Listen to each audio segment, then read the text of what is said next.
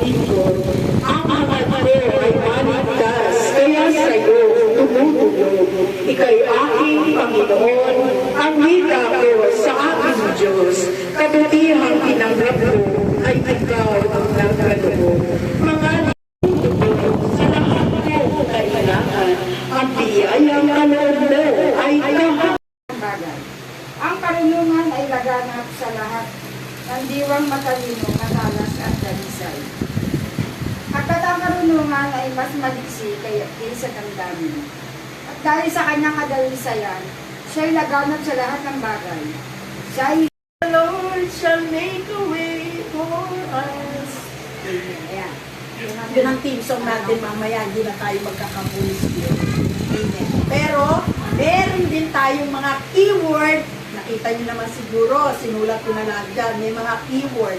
Ang number 1 keyword ay alam. Dapat mahalaga ang may alam. Amen. Tayo na po tayo. Kung kailan tatagad ang kaharian ng Diyos.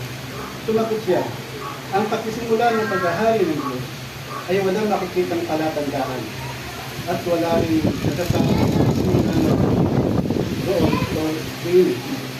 Sapagkat ang totoo ay nagsisimula ng paghahari ng Diyos sa puso ng mga nananalig sa Kanya. At sinabi niya sa mga kasagad, nahangarin ninyo makita ang isa sa mga araw ng anak ng tao. Ngunit hindi ninyo makikita iyon. At may sasabi sa inyo, naroon siya o namin. Huwag kayong pumunta upang siya'y hanapin, sapagkat pagsapit ng takdang araw, ang anak ng tao darating na parang bigla. Ngunit, kailangan mo lang magbata siya ng maraming takwil ng mga tao sa ngayon. Ang pagparito ng anak ng tao ay matutulad sa kapanahunan ni Noe.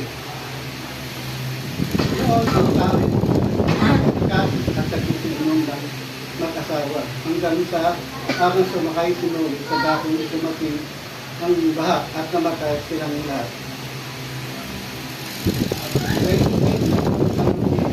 Diyos, ang mga tao ay nagsisigay na nagsisilunong.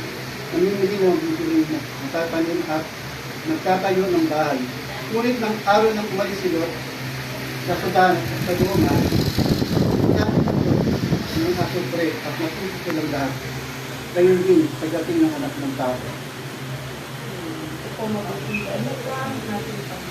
Pinupuri ka namin, Panginoon.